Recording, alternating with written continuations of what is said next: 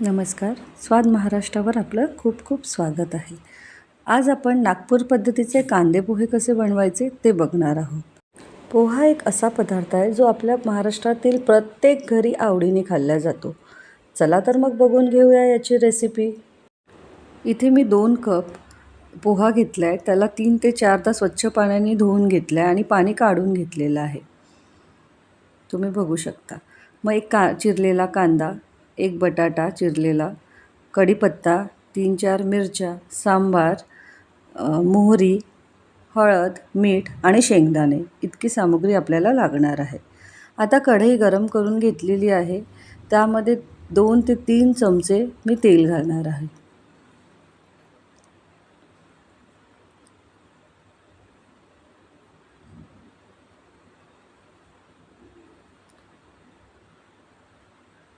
तेल छान गरम होऊ द्यायचं आहे. तेल गरम झालं की त्यामध्ये आपल्याला मोहरी घालायची आहे.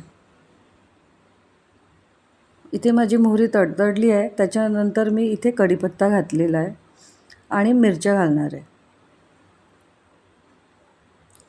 आता यामध्ये मी कांदा आणि बटाटे सोबतच टाकून घेणार आहे आणि याला चमच्याने छान हलवून घ्यायचे. कांदा आणि बटाटा सोबत टाकला की व्यवस्थित शिजतो.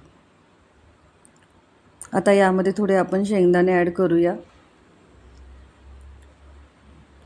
आता याला कांदा आपला बटाटा शिजला कसा ते चेक करायसाठी हा जो बटाटा आहे त्याला मी चमच्याने दाबून बघणार आहे.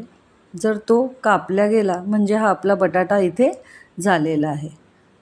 आता आपला कांदा पोहासाठी जो हा कांदा आणि बटाटा आहे तो तयार आहे. इथे आपला कांदा बटाटा व्यवस्थित शिजलेला आहे. तुम्ही बघू शकता. अशाच प्रकारे तुम्ही त्याला चेक करा.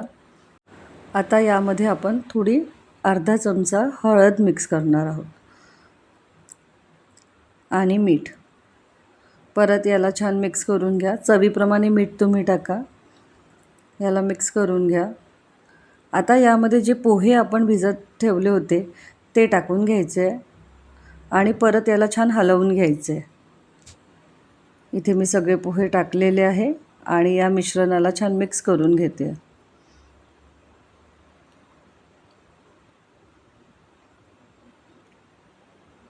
छान पोह्यांना असा पिवळासर कलर येतो आहे. सुंदर असे पोहे आपले आता तयार होत आहे. पोहा एक असा नाश्ता आहे की जो झटपट तयार होतो. तुम्ही बघा किती सुंदर इथे आपला पोहा तयार आहे. यामध्ये आपल्याला आता एक अर्धा चमचा साखर घालायची आहे आणि परत कोथिंबीर टाकून याला हलवून घ्यायचं आहे, मिक्स करून घ्यायचं आहे. तुम्ही बघू शकता आपला पोहा आता रेडी होत आहे. मी तुम्हाला दाखवते. बघा खूप सुंदर असा पोहा आपला तयार आहे. छान. आता या पोह्याला बस 3 ते 4 मिनटं होऊ द्या आणि प्लेटमध्ये सर्व करा. तुम्हाला जर माझी रेसिपी आवडत असेल तर माझ्या रेसिपीला लाईक करा, सबस्क्राईब करा आणि मला कमेंटमध्ये तुमचा पोहा कसा बनला हे नक्की सांगा. थँक्यू.